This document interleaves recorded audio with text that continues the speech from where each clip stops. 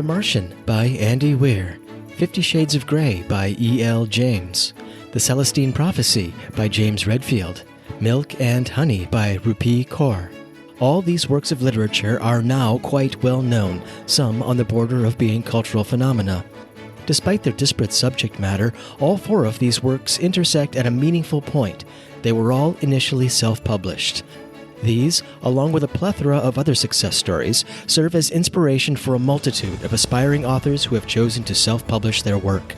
Our podcast, Homespun Script, is dedicated to telling their stories, talking with them about their work, and listening to their experiences as self-published authors. The goal is simple: provide indie and self-published authors with a platform to promote themselves and their work.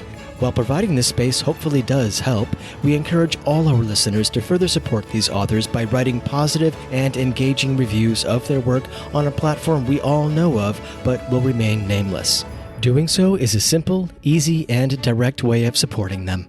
And now, on to our guest.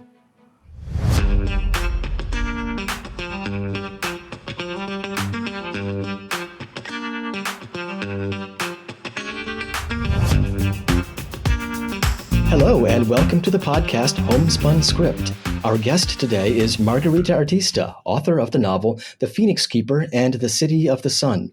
Published in 2023, The Phoenix Keeper initiates the story of Seraphine Pierre and Felix Clarkson, two individuals with an uncanny set of abilities and an equally uncanny connection to each other. The first in a series of yet-to-be-determined length, The Phoenix Keeper and the City of the Sun narrates the way in which Seraphine and Felix navigate this territory. So before I even start, Margarita, I said yet-to-be-determined length? Yes. Okay, we don't know how many books are in the series yet. Yes, there are 5. 5, okay. yes. That was kind of a giveaway at the end a little bit, but yes. I didn't want to jump the gun on that. So anyway, thank you so much for joining me. It's a pleasure to have you. Thank you so much for having me. And can I just say, this is my first ever podcast that I've done ever, interview. So I'm incredibly honored to be here and awesome. Thankful for you to having me on. And I'm so excited to nerd out about the books, and also just want to thank you the entire process of setting this up. You've been so open to answering all my questions and just very clear and prompt. And I just want to commend you and say thank you so much, Nathan, for having me. And I can't wait to delve in a little bit more. Awesome. Well, thank you. I appreciate that a lot. No worries. All right. Well, this is about you, not me. So, fair enough. I'm still getting used to that a little bit. Doesn't quite hit me yet. Yeah. So, tell us a little bit about yourself. Yeah. I'm Margarita. I am 26 years old. I was born and raised in British Columbia, Canada. So that's the far left province. For those not familiar with the Canadian map, the closest big city is Vancouver to me. Born and raised here. I've been writing for as long as I can remember. And I really enjoy creating stories. I really enjoy sharing stories. This was my first kind of venture into fiction. First, official, I should say, try at fiction. There were definitely little stories that happened, in my childhood along the way, and never see the light of day, and they probably should never see the light of day. I don't know. Sometimes the imagination of a 5-year-old can be pretty awesome. It's true. I think I've mentioned this even on my website, that I did find a little notebook, and I would write chapters, which were literally a page of a notebook about the planets. And I had individual personalities, and Venus was in love with Mars, but also Pluto had a crush on Venus, and everything. It was bizarre. And Mars was the alpha male. And, oh my gosh, it was weird. I found them and I was I don't know what was happening when I think I was 8. This is concerning. Well, even then you had a pretty in-depth understanding of mythology if you were personalizing the planets like that. Yes. And the little planetary love triangle seems to track pretty well. Oh yes, absolutely, for sure. Absolutely. So how did this mature novel come into existence, The Phoenix Keeper? Yeah. So I've been an avid reader all my life as well. And I always enjoyed I think it was actually really Aragon that kind of spiraled me into my love for fantasy, and later on it was Sarah J. Maas who really took me onto romantic fantasy and that entire world. But I always really liked dragons. I loved, our dragon stories and our, chosen one or that kind of, protagonist going through their story and either saving the world or what have you. And so I always thought I definitely knew I always wanted to be a writer. I always knew and when I found out that you could be a writer without it being like your only job, I was like, what? Mm-hmm. That's a thing? Like people can just write books and publish them and not be like an author and that's all they're known as. Like when I found out, early on in my childhood that was possible, I was like, okay, one day I'm going to write a book. That's what I'm going to do. So, and then it evolved into a series. And when I sat down to really plan this book, I said, okay, I want to do dragons, but not dragons, if that makes sense. Like I want to do something along the lines of dragons, but I want to do something different. And I remember it very clearly. I was on a road trip with my family and I probably was like, I want to say like 12, 13, something like that.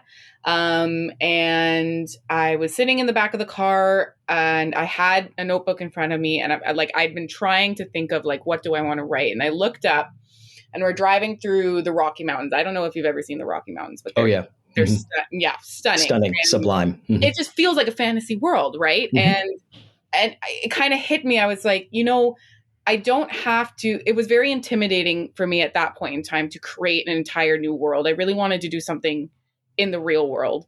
And I said, there is fantasy all around us. So I'm going to do an urban fantasy. I didn't know that was what it was called at the time, but I'm going to do something set in the real world.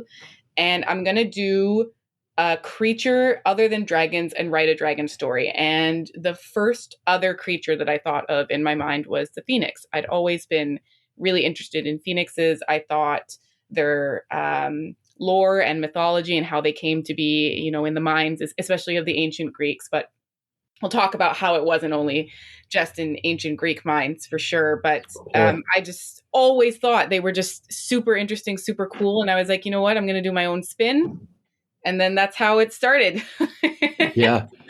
Well, I can definitely see the influence of mythology on the book because the whole book is just saturated with mythological references. Yes. And is this something that was percolating for a long time, or did you go out and research this sort of mythology and do reading on it explicitly for the book? Yeah. So I always had an interest in mythology, and I definitely found it in a lot of the things I was reading, I think. So that was what sparked the interest for sure. For this book, though, specifically because I wanted to incorporate a lot of mythological references, and I wanted them to be, it's funny to say the word accurate because it's a myth. Right. But, yeah. I wanted them to be something that people were like, yeah, you know what? I've read that, or that's where that comes from, or that's where that idea comes from. So I wanted it to resonate for sure with other things that were written. So I have a few mythology books. I've read a lot of retellings, like people's take on, a prime example, it's not mythology, but Sarah J. Maas has come out and said that, A Court of Thorns and Roses is a Beauty and the Beast retelling. So things like that where, and there's, I believe, Scarlett St. Clair, she did her own take on Hades and Persephone. So I love those stories. All of those stories are just very interesting to me. I did do a fair bit of critical thinking and analysis in university as well, in a lot of my English courses that I had to take, and a lot of that. Okay, so why do you think the author went with this? Oh, it's because it's a reference to yada yada yada, and all that allegory and metaphor sort of analysis. So when I set out to write, I said I want to do that. I find that a really rewarding story when people find something that they remember or they recall in a story. I find that personally really rewarding, and I wanted people to have the same experience when they read. They'd be like, I see what she's referencing. Yeah. Gotcha. Well, yeah, the obvious reference to mythology is, of course, the phoenix. Yes. And maybe we can get to that later, but you mentioned that A Court of Thorns and Roses is sort of a retelling of Beauty and the Beast. Mhm. I might be going out on a limb here and imposing something on your novel, but is yours kind of a retelling of Echo and Narcissus? Because that reference pops up all the time, and one of the characters definitely sounds like a Narcissus. Yes. So I didn't set out for that. That was not the intention. I did want to make a lot of reference for Echo and Narcissus in the book. Mhm. However, I can definitely see how people interpret it that way, and you're not the first person to say that. You know, Mhm. we do see Echo and Narcissus. I do believe Seraphine has less of a she's less of a person who would sit around and watch just Narcissus fade away. Yeah, she didn't strike me like an Echo at all. Yeah, No. So yeah, not one bit. no. So but I do understand why people would think, you know, the implied, yeah, I can see where it comes from, but the reference there is mainly into the implications of the story rather than the Okay. characters themselves of Echo and Okay. Narcissus, for sure. All right. 'Cause I saw a lot of Narcissus and Felix, Yes. and I think there's one scene. It's fairly late in the book. It's after Seraphine gets injured and she's walking through Felix's residence and she's looking at I think it's a photograph, right? It is, Of yes. Echo and Narcissus. I want to talk about that later. That sounds cool. But she's looking at the photograph and her gaze almost seamlessly transfers itself over to Felix. And I had to read it twice because I actually didn't realize at first she was looking at Felix. I thought she was still looking at the photograph. Right. And Right. Yes. so the photograph, I don't want to, maybe I'm harping too much on this, but Yeah, no. there's a I photograph of Echo and Narcissus, and I had always been familiar with that as a painting. Yes. And how did you envision the photograph? Is there one you were specifically referring to, Mhm. or? Mhm. No, there isn't one in specific. So I am also familiar with Echo and Narcissus as a painting. The very famous Okay. painting, I believe I can't remember his name, but it is in a museum. It's quite famous. It is titled Echo and Narcissus, and she's kind of sitting on a rock, looking over her shoulder, and he's at Mhm. the pond and Staring at himself, right? Yeah. staring at himself. Yeah, Yeah. and so the interesting thing about Felix, and I know we'll probably get a lot into more about this, is that Mhm. he's not old money, right? Right. He comes from old money Mhm. ish. Because it's his grandfather's enterprise, which his father has now taken on. But he really embodies new money, and modern rich, right? Mhm. So a lot, you'll probably notice a lot of the descriptions of the residence. I had a very clear image in mind of Felix's villa. I call it a villa, but it's not a villa in the architectural sense. It's very, I'm thinking lots of glass, black and white, marble. I think I mentioned a lot of marble floors, Mhm. kind of the thing that you would see in those like architectural digest magazines. And Okay. it's a very modern take on wealth. Okay. Yeah, And like kind of minimalist almost. And yeah, you totally, mentioned all his wall decor is black and white photography. absolutely, Yeah. and including the Echo and Narcissus one. Yeah. So Oh, yeah. Okay. Cool. what I imagined for that is that he had at some. We also learn, and you might not, you might have missed it because it's not very a big point in this book. It comes into play a little bit later on, but that he is a photographer himself. That's his art. Oh, yeah. So my vision was that he actually had two models pose for him as an Echo and Narcissus. Oh, okay. And And took it's the his photo. photograph. Okay. That Yes. makes sense. Yes. Yeah. I remember him being a photographer, but I didn't see it as significant at the time, but now it Yes. makes sense. No, no worries. So that the idea was that he took most of the photographs that are in his villa. Oh, okay. Yeah. Cool. So and the reason for that, I think, is because for me, I think Felix would be very particular about what would be in his home, what it would say about him. And I Mhm. think he would definitely be the type of person who would want that self-expression without people really. He's a kind of a funny character in the sense that he's always reaching for help, but he never truly accepts it.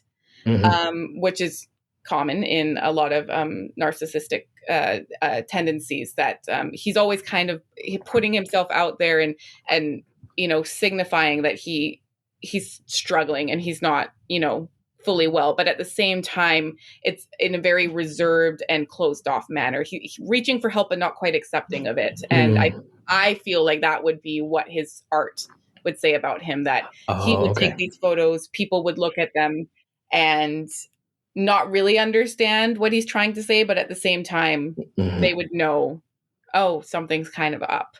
So right. Okay. Yeah. So it took me a moment to realize why he was so obsessed with the mirrors in his residence being so clean. Yes. And that it made a lot more sense after, okay, there's this connection with Narcissus there. Totally.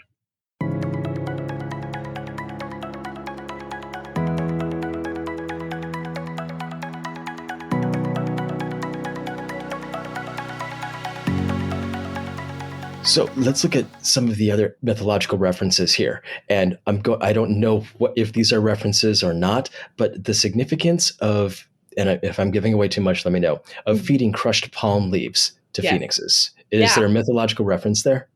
I believe at some point in time, I learned that phoenixes, it was documented in one of the many, many, many pieces of literature that I referenced, that they would feed on palm leaves. Oh, okay.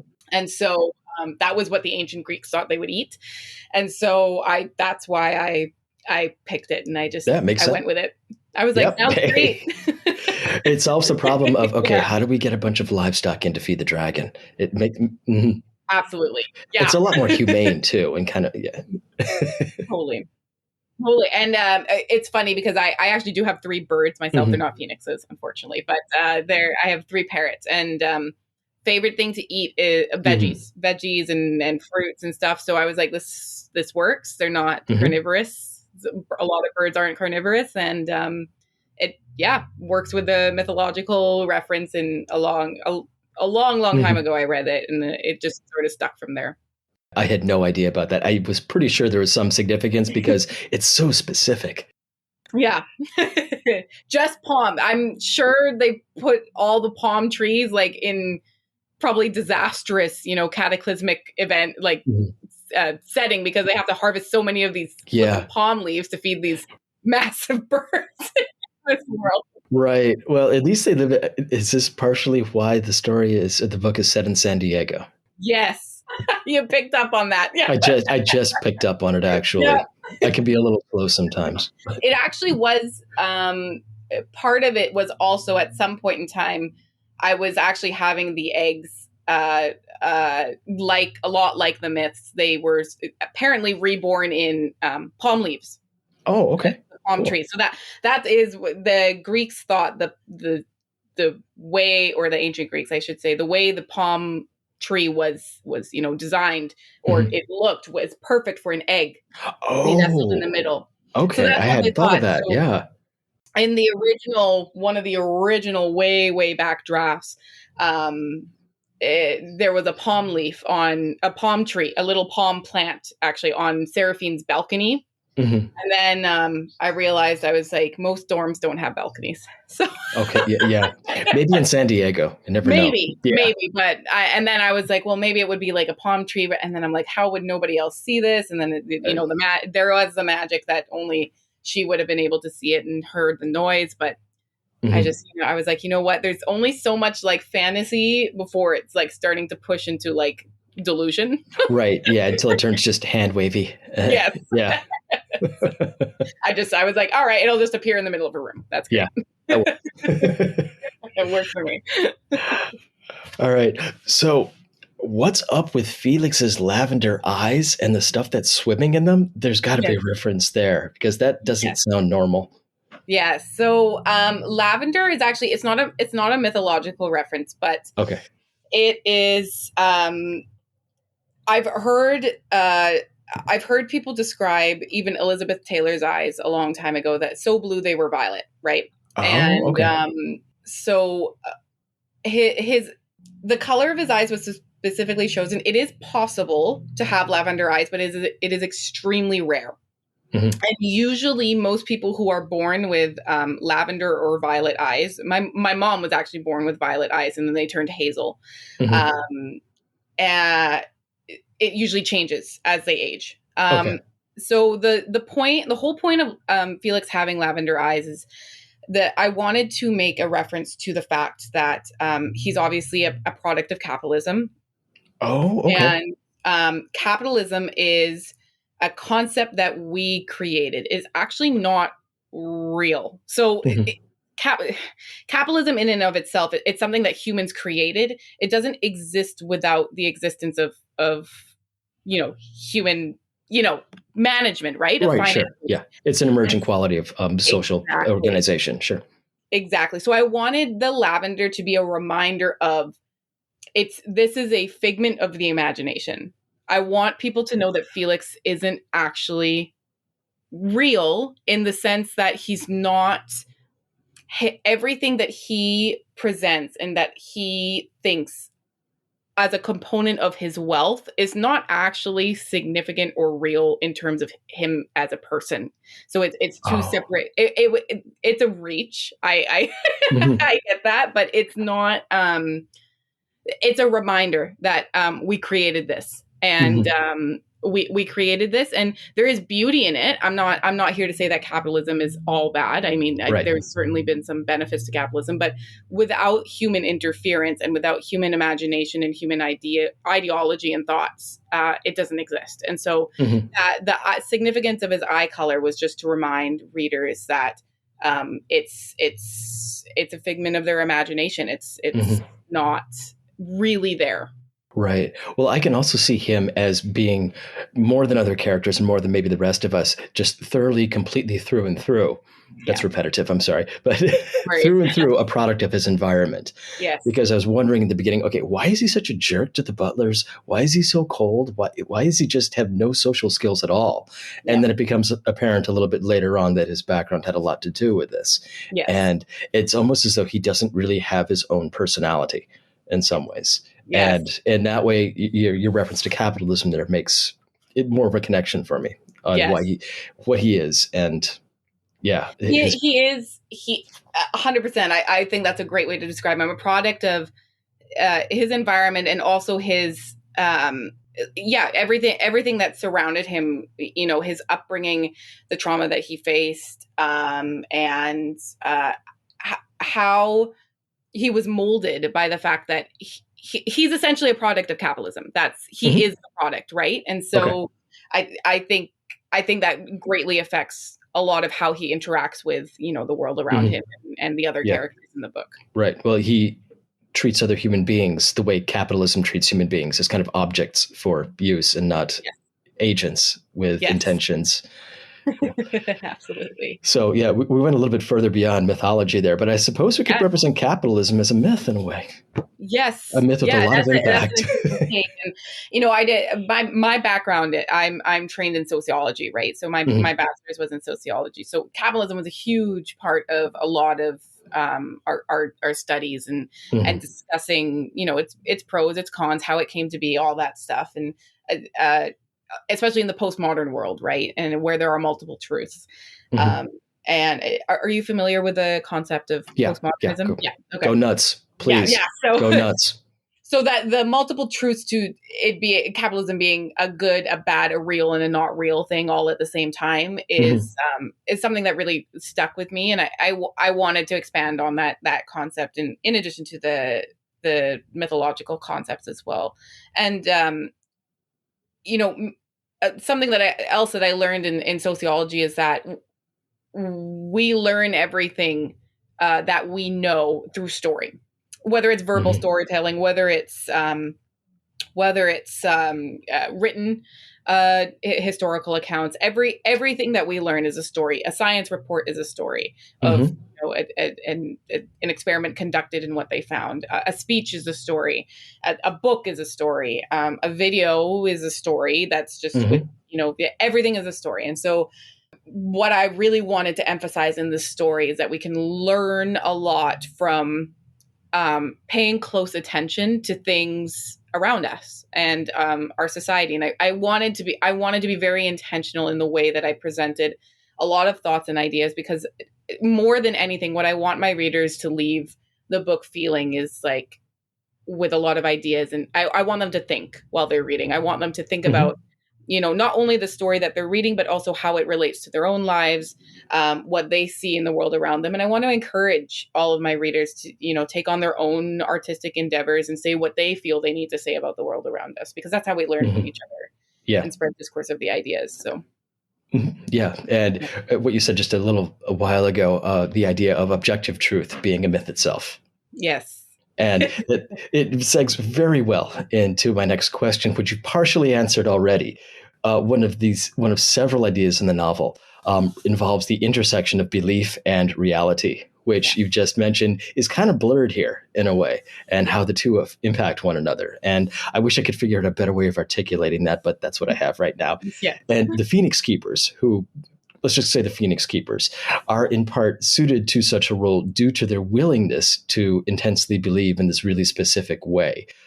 Sarah articulates a more general version of this idea early on when she takes a mythology class, and she is, okay, how do people in ancient Greece, how do they view reality? How does it differ almost categorically from the way we do? And I'm going to read one piece of text here, if you don't mind. Yes.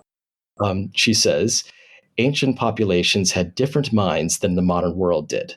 I envied the ability to believe like a civilization of centuries past without judgment.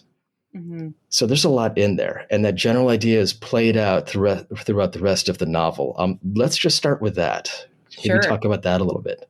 Absolutely. Much like that quote, I personally really believe in that statement, that, reading mythology and reading all of these stories that we come across, things like the Phoenix and things like, the interesting thing is specifically about phoenixes, dragons, and a lot of other mythological creatures is they're well documented in many different cultures at different points in time in history. Mm-hmm. That they're not just, most of them are not just unique to one culture. Mm-hmm. There's been reference to phoenixes in ancient Greek mythology, ancient Egyptian mythology, ancient Asian mythologies. There's, and all of these cultures had these documented at various points in time, which leads me to believe one of two things. Either somebody or some group or something was going around and sharing these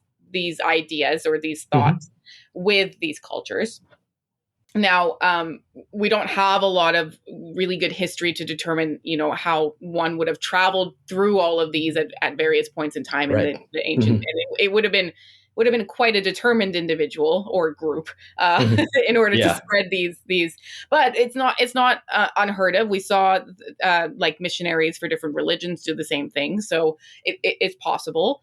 But the more likely, in my opinion, possibility is that there was something prevalent in all of these cultures, an actual living thing or being or creature that they could only explain, and possibly a phenomena that was attached to it. And they could only explain it with, it was a phoenix and they're reborn from the ashes and they represent this, that, and the other. And as a society, I think, we lost our ability to purport ideas like that without being like, people will just, like if I walked out in the middle of the street and was like, I think this happens because of phoenixes, people would be like, are you crazy? Yeah, like, are you nuts? Yeah. Yeah. Exactly. And we lost that ability, I think, to be content with an explanation that might not make 100% sense, but we all just said, okay, it's a mythological creature. It does this, that, and the other. And that's why X, Y, and Z happens. Right. And in a way, religion filled this role as well. And I think it speaks to, as a whole, human beings are really not content with not understanding. We historically need to understand why, when, and how something happens. and I'm not saying that's always a bad thing. I think we obviously have many, significant improvements in science and technology as a result of Sure. this. But, when it comes to things that we may not be able to get an answer for, like death, for example, Hmm. why we die. We know that the body fails and, but what happens after? Hmm.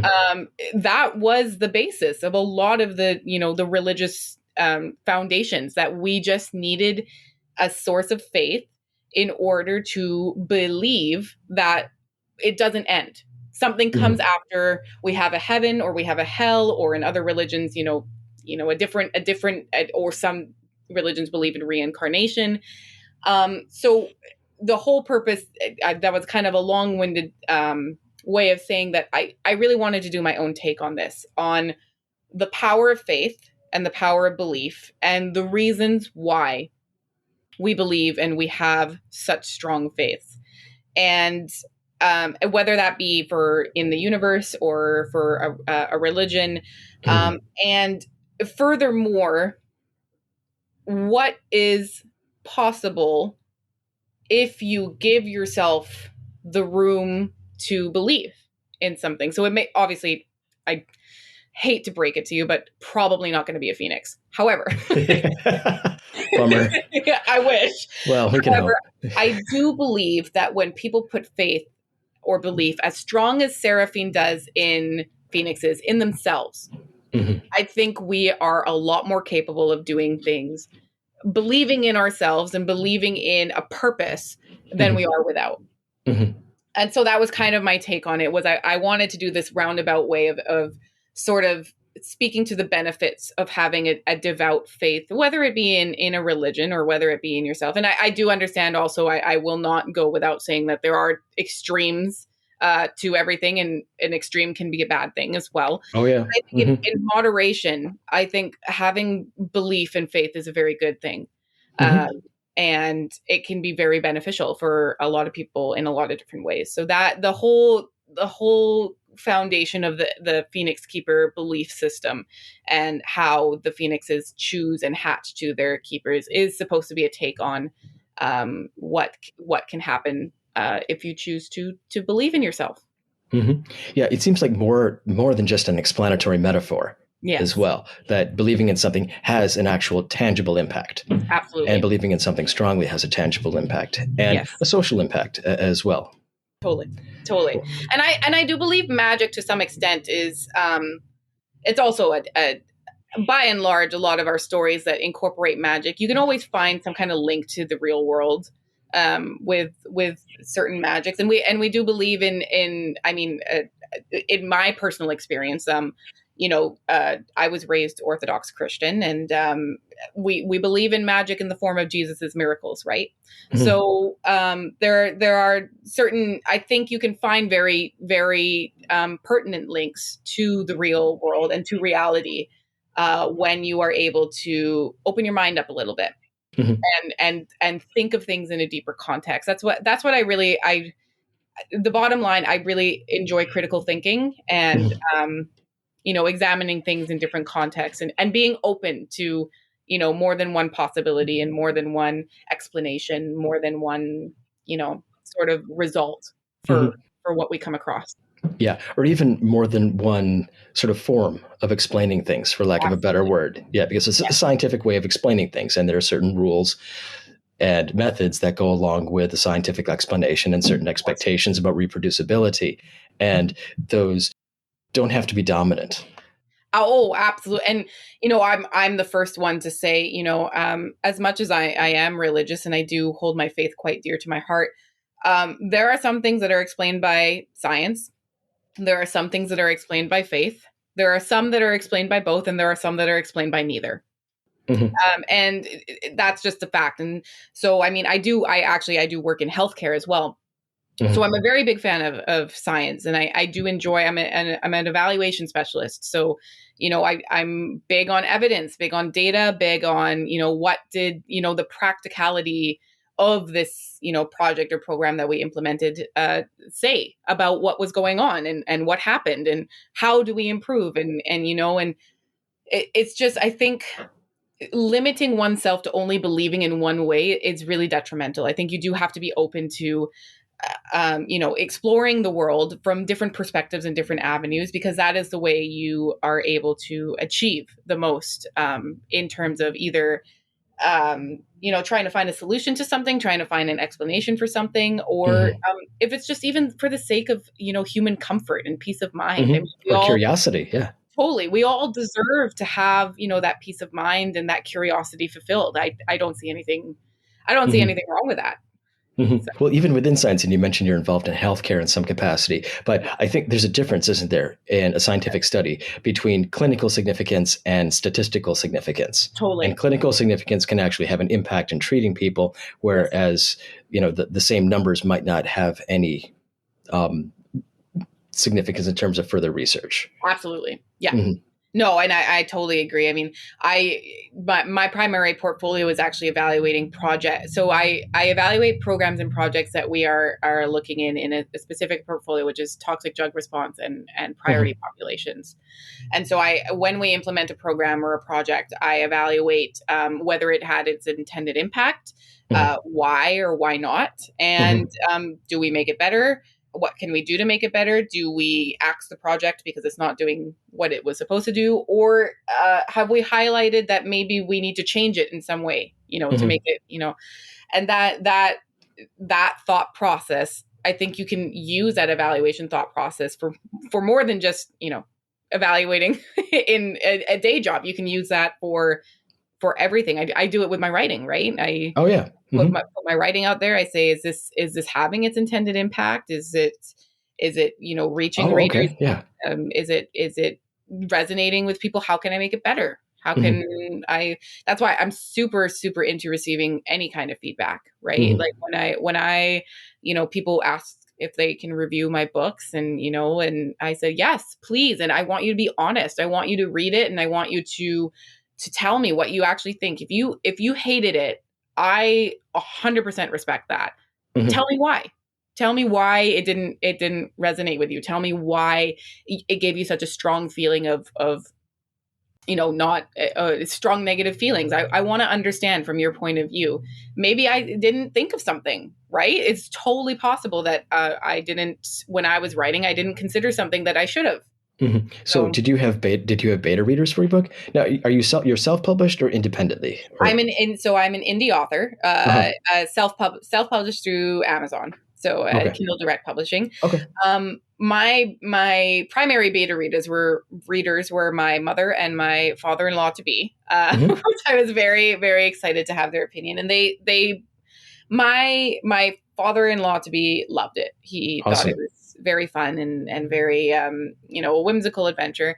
My mom, I probably get most of my critical thinking skills from her, and she liked it.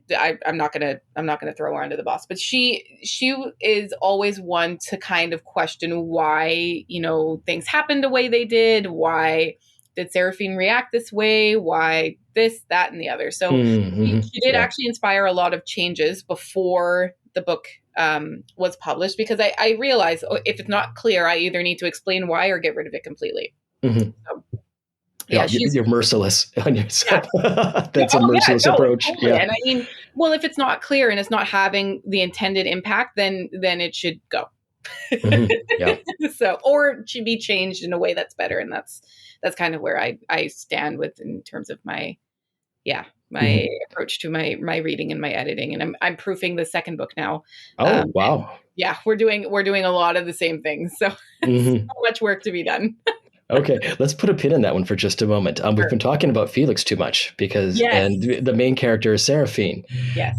And generally the character of Sarah, and I mentioned before that I really wanted to impose the myth of Echo and Narcissus onto this, and Seraphine's personality completely threw a wrench into that whole interpretation. So I was a little bit relieved that you said, no, not really. Yeah. It sort of is, but influenced, but not directly a retelling. So what was your approach? Or let's see. I'm not really sure how much you want to give away here, but discussing Seraphine's mindset and approach to her new situation. How did you make her, or what do you see as her main characteristics that define her as a unique character? Yeah.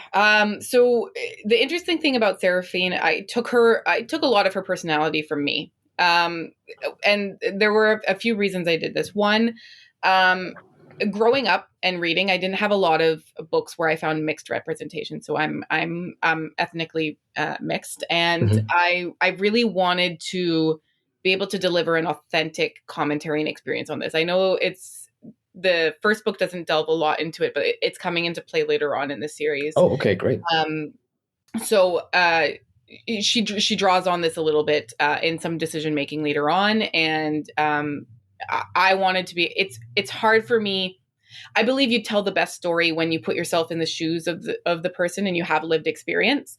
Hmm. So that was a big part of the authenticity piece that I wanted to imagine there. The other thing was because I'm trying to do a lot of commentary on other things that require a lot of thought and critical thinking. I thought it would be the easiest approach to have her essentially do what I would do. So Hmm. whenever I found myself in a situation where I was like, okay, what is she going to do? I just said, well, what would I do? Um, so she's a little bit cooler than me, a lot cooler than me, and she definitely has wittier comebacks than I ever could. No, but she's Well, she way. has more time to think of them, She right? does exactly right. So, but by and large, she has a lot of my flaws, Mhm. um, because I have gotten feedback in the past. Rita, you're an overthinker. You probably already can tell. I do a lot of You and overthinking. me both. Yeah, Yep. I you're know an the feeling. overthinker. You're emotional. I'm highly emotional, and a lot of my reactions are emotional, and it's not in the sense where I'm having complete mental breakdowns every day. That's Hmm. not what I'm saying. What I'm saying is that a lot of the times when I'm in a situation where I'm not quite sure how to react or what to do, I'm going, okay, well, what do I feel right now? Hmm. So I'm feeling like this is really weird. A phoenix just hatched in my room, and I don't really know what to do with this. I think I'm going to panic. Like that was kind of the approach I took. Yeah. And I just said, if this happened to me right now, I'd be like, whoa, okay, no bueno. Hmm. What do I do with this now? Yep. Am I I've got starting class tomorrow. I got a test. I can't deal with exactly this Phoenix. going to lose my security deposit? The phoenix Oh, is chewing my desk. Like yeah. Well, that's a legitimate concern. Yeah. yeah, exactly. So Hmm. so yeah, in terms of the character itself, because I won't say she's 100% me, but she's very largely inspired by me. So Hmm. I think for most parts, I think she can overreact or underreact to a situation depending on what the situation is. For sure, she's dramatic Hmm. and she's sassy, but she's strong, and she definitely holds the values that were instilled to her. You can probably see hints of she comes from a very loving and supportive family, Hmm. and she has been encouraged to go out there, grab the bull by the horns, do what you need to do what you're inspired to do. Highly encouraged. Obviously, her parents didn't stop her from going to San Diego to pursue her marine biology dream, exactly like my parents didn't stop me from going to pursue mine at the Hmm. University of Victoria. That was a true thing that happened to me. I did originally intend to become a marine biologist. It clearly worked out not, but I gave it my good old college shot, and I was always encouraged as and Seraphine obviously has taken this as well, that she has potential, and if she believes in herself and if she goes out there, she can do anything she sets her mind to. So um other than that, in terms of her characteristics and personality, I really wanted her to be relatable.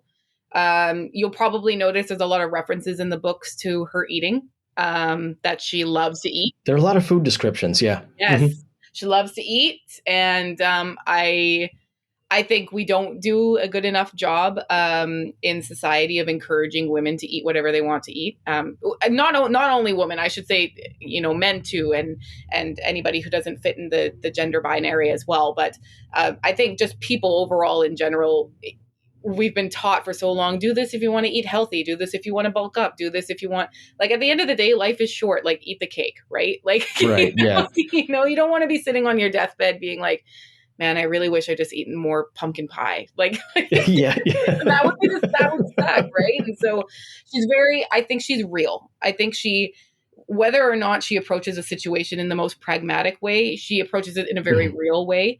And I wanted that to come across. Well, also I don't want to say the focus on food, but the emphasis that you give food in the book, it's such an incredibly important part of our identity and how we interact with other people.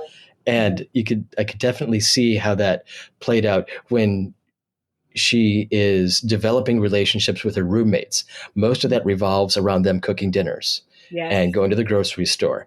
And when she learns more about the Clarkson family, a lot of it happens at the ball, the dance, where she describes all the appetizers and the decoration. And so a lot of significant moments just revolve around that practice. So I think it's very fitting. And you worked it in subtly. Food is culture, right? So yeah, it's a huge part of our culture. And it's especially, I think in the Western world, we approach it a little bit differently than in other cultures, but it's a primary part of, socialization and how we navigate even our friendships, our relationships in other cultures of the world. Right. And so I do think it's an important part of life. And I think everybody has the right to enjoy the food that they enjoy. So. One thing I really did appreciate is that you have a strong female lead here. Thank you. And the history of science fiction and fantasy is littered with male authors writing female characters very poorly. And this has thankfully become less of a trend now. And I'm not saying that male authors write female characters better, but there have been more female characters written better by several authors. How do you see yourself fitting into this narrative or a narrative there? Yeah, I think so. I will say, I think it's very difficult to write. Character development is definitely, it's hard. I'm not gonna say that by and large a lot of the if a male author attempted to write a strong female lead and it came off disastrously, I'm not gonna say it's entirely their fault. It is difficult to write a character that you personally cannot relate to. So if they haven't dealt with a lot of strong females in their life, or if they are in a strong female themselves, the inner working and the mind when you're sitting and you're writing these characters, you're really trying to put yourself in, what is this character doing? You're trying to become that character, envelop that character. Oftentimes when I'm writing, I'm walking around like, becoming that character so that I can authentically write them, in the story. And so I just want to say, I don't fault. It's a difficult task to write a strong female lead. I think the difficulty with a strong female lead is that historically it has not been a very likable character. Okay. I would even say like 100 years ago, it was that woman that was considered the troublemaker, right? You're disturbing, the social norms. Yep, you have to be locked up and put in a mental institution for hysteria. The only natural way to deal with this problem. No. So I think we still carry some of that hesitation with us about a strong female character. And I think the important thing to remember, not only just with a strong female lead, but especially with a strong female lead, is that I think people work too hard to redeem them. Just because a woman is a strong person doesn't mean that they aren't going to have their weak moments. It doesn't mean they're perfect. In fact, they're probably far from. And the big thing I find when I can't like a character is that I cannot relate to the character because they are too something, right? Like they're too good. The strong female lead that is always perfect, making the right decisions, and always a hero and saves the day just doesn't exist, right? Like we're all human beings. We're all going to make mistakes. And again, I'm going to reference the fact that even though it is a fantasy book, it's an urban fantasy book, there's still an element of realism that I think we can all appreciate and we all seek in our stories, because otherwise it's not relatable. Right. So when we're writing these characters, it's something that I tried to do. You'll probably notice she had Seraphine herself. She has a lot of moments where she's like, "Oh, I messed up." Like, Yeah. and I really wanted that to happen. I really wanted that to come across, because I wanted, that's authentic. That's authenticity. And the more we can relate to these characters, the more we can see, it's like, oh, okay, I understand why she's doing what she's doing. And I understand, why she might make the mistakes that she makes. And I understand what her priorities are. And then I can take that and I can apply that in my real life. Oh, I do know a Seraphine in my real life. Now I can understand, where she's coming from, or why she does or think or acts the way she does. So I hope that's what I contribute to the narrative. That would be my goal. And I again, sometimes the best characters are the ones that they may not be likable, but they're real. Yeah. So I can think of many examples of characters like that. I mean, I've name dropped her so many times already, but Nesta in the Court of Thorns and Roses series. Not a very likable character, but she's very real. And when you do get to her story later on in the series, you start to understand, oh, okay, now I see why X, Y, and Z happened. And, I do know a person like this. I think all of us know a Nesta. If you're familiar with the character, I don't know if you are or not, but she's quite mean sometimes. And she does some things that are quite, low blow and everything, but it's because she's dealing with such strong internal struggles herself. And I think that's something we need to be mindful of. Right. Well, to have an impactful character, sometimes it's good to have a not likable character. Oh, totally. Yeah. So it's good literary device, I think.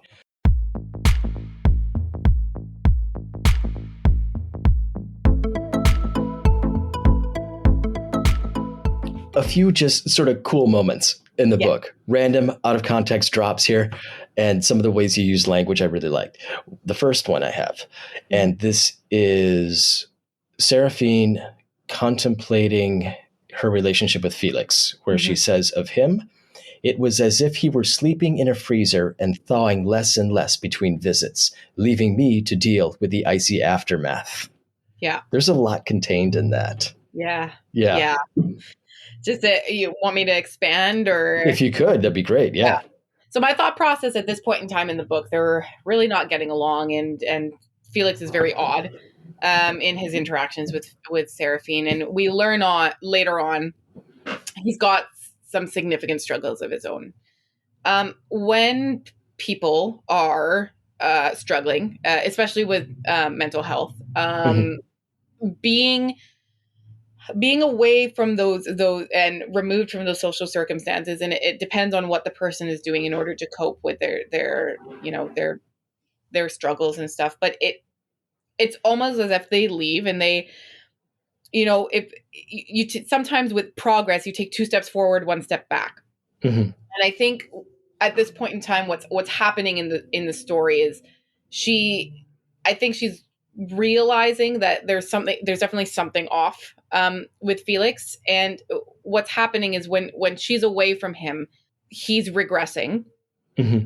And now when he returns to her, that regression follows. So even if they might have made progress in that instance prior to when he was off and doing his own thing, when they come back together, she is now facing the aftermath of whatever internal struggle or whatever internal process, or external it could be.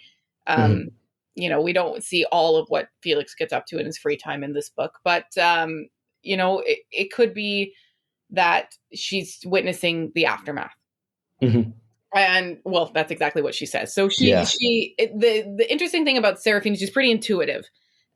She does pick, and so is Felix. So she does pick up on a lot of, she's like, something is off. I think she even says it in like the first their first meeting, like something is off about this guy. Like, there's something weird about this dude. It's not right. Which, I mean, fair reaction. He's quite, quite off-putting, and he's intended to be that way. But it's because I find that a lot of people, you might see someone and you might think you're on really good terms with somebody, and you might know somebody in your personal life like this who's struggling internally with something. And you go away for a time and they come back and they're just progressively getting worse. And to me, that's a sign that, something is not working. Something need help, most likely. And I wanted to comment on that because it's very important for me. I mean, that we spread this. You really never truly know what somebody is dealing with. And so approaching situations with kindness or with a genuinity, that's a tongue twister. But or authenticity is super important to me. And I wanted to do a good job of illustrating Felix is not only a struggling individual, but a traumatized individual. And a lot of the times on the outside, it doesn't make a lot of sense. On the inside, once you get a glimpse into, their internal struggles and how they compound, like healing is not linear. It happens in waves. Oh yeah. It can really affect the people around you. And I also want to make it clear too, I'm not saying it's an excuse either. I love the saying, mental health is not your fault. It is your responsibility. Okay. Yeah, that's a good way of putting it. Yeah. I struggle with anxiety personally myself, and it's not my fault that I have anxiety. However, it is my responsibility to make sure it doesn't affect the people around me. So I'm not defending Felix's actions in any way. And I think after he gets to a certain point, I won't comment on that because it's in the right. It's going to give away too much. Yeah. I think I know where you were going with that. Yeah. Like, but what I will say is also to give grace in the sense that just because I'm also a big advocate of, just because somebody has something in their books, like a writer puts something in their books, doesn't necessarily mean they're promoting it. I'm not promoting Felix's behavior or the way he's handling things. You can represent it though. Yes, it's happening. Right. And it happens to everybody. It happens all around us. So it's how do we, navigate situations like this, and how does Seraphine navigate the situation going forward? I read that in a very similar way with maybe a slightly different perspective. I saw the icy aftermath as sort of being midway in the process of healing, where he's not quite frozen, but not quite thawed yet, and sort of midway between the two. And sometimes that's a very difficult space to navigate. Oh, totally. Yeah. And I think we can all relate to that experience for sure. I would say Felix is far from healed. Yeah. Yeah. That's going to be a process for him. Yes. Okay. The next one, maybe a little bit lighter in tone. Yes. Let's see. I can't remember the context for this, but it doesn't matter. Well, it matters, but it's not the fun part of it. Yeah. And it says, but hidden in them, this is Seraphine talking again, but hidden in them, I could see specks of a cunning glint. Oh, his eyes, Felix's eyes. That's right. But hidden in Felix's eyes, I could see specks of a cunning glint sprinkled amongst the lavender like small nuisance bugs. And I think I'm going to incorporate the term or the phrase nuisance bugs into my ordinary vocabulary. Because that should be like a cultural meme almost. It should normalize use of that word, of that phrase. Yeah, I love that. Oh my gosh. Yes. Yeah, that's totally going to stick with me. Nuisance bugs. Yes. So the story behind that is that she's obviously, now I think if I'm not mistaken, I think this is happening around the time she's realizing she's gotten looped into way more than just keeping the Phoenix. It's on page 133 in my notes, but that's right around that time, I think. Yeah. So I think her comparison to the cunningness as small nuisance bugs, she's quite annoyed. Yeah. The cunning glint. Yeah. That she did not see this coming. She wishes she could swat him away, at a lot of points, like a small nuisance bug. And the fact of the matter is, at this point in the story, he is not going away. And I think that really, if I'm putting myself into Seraphine's shoes at this point in time, she's had it. She's already through. She's like, I have to deal with this guy in my lab. He's heckin' annoying. And now it's this, and now I also have to do this with him, and it's just becoming too much. And I think she's just, like, he's just the bug, the bug that just won't go away. He's getting to be a really big nuisance bug that she can't avoid. Bug, yes. Yes, absolutely. Yeah. I also liked near the end of the book, and I'm not going to give anything away here, when she's with Felix and they get a FaceTime call from her parents.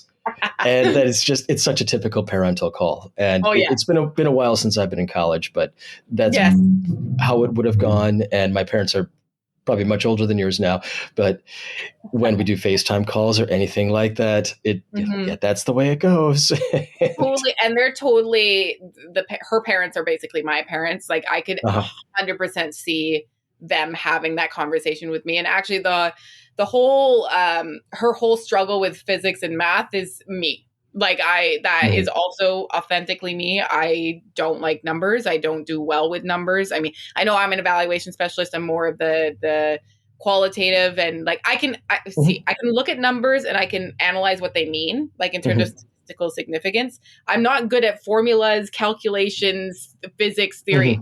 None of that. I can't do it. Don't like it. Don't want to do it. So that is all 100% taken from there. And it's funny because I am the black sheep of my family. All the rest of my family, super, super smart cookies, science, math, all that I am the like artsy fartsy one. I am the one that does not belong. So 100% inspired by that. And it like you said, it's definitely a call. I'm pretty sure I've had that call, to be honest. It's an intergenerational thing. Yes. Yeah. And the scary thing is I'm old enough now to say, oh boy, I'm probably that age, but but what are you going to do? Just a couple more things. I love the cover. Oh, thank you. Yes. Yeah. What was the process of getting that put together? Yes. So her name is Rachel McEwen. She goes by at Rachel McEwen Designs on Instagram. And I think I originally pitched that I wanted to do character, like the characters on the novel. And then I just thought, I was like, you know what? No. I want people to form the images of the characters in their mind. I don't want to give suggestions too early at this point in time. I do have some character art examples that some wonderful artists have done for me.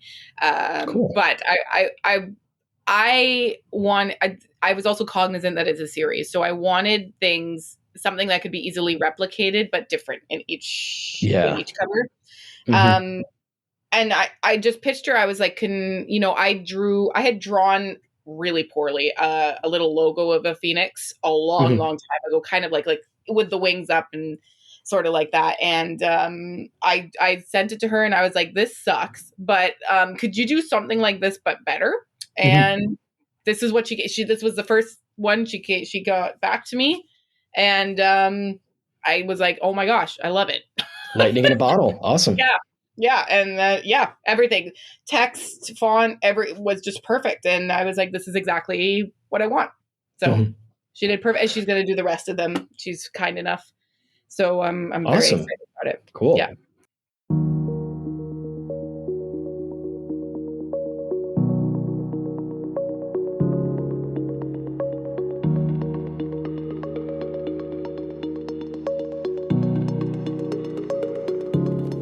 So this podcast we talk to independent and self-published authors. Is there any advice that you would give others in your position who are working on a novel or have completed one, who don't want to go the traditional route or are not in a position to go the traditional route? Keep writing, always. Do not, if you don't like something, that's fine. Cut it out, paste it in a different document, and then do what you need to do in the document. Never delete an idea. Good call. Yes. Now, in terms of the actual publishing process, I would highly recommend everybody do their research. Beware of scams. They're littered everywhere, unfortunately. And what I would strongly recommend is being very aware of any anybody or any organization that is offering a service in exchange for compensation. So I know that sounds a little bit odd, but what I'm saying is actually, it doesn't sound odd at all. Okay. Yeah. Like I would say anybody who's saying, I'll publish your book if you pay me $2,000 up front with my, like, that's not how it should work. Right. Yeah. There are print on demand services like Kindle Direct Publishing that, you know, it's when somebody purchases a book, they take a portion of the book price to cover printing costs. They take a portion of the book and then the royalties go to you. And that is more of a model that is generally acceptable. So just a warning there for my indie authors and my self-published authors or aspiring authors and all of the authors out there who feel, I mean, I was in that boat where I was applying to literary agents. I probably queried over like 100 literary agents. Oh my gosh. Yeah.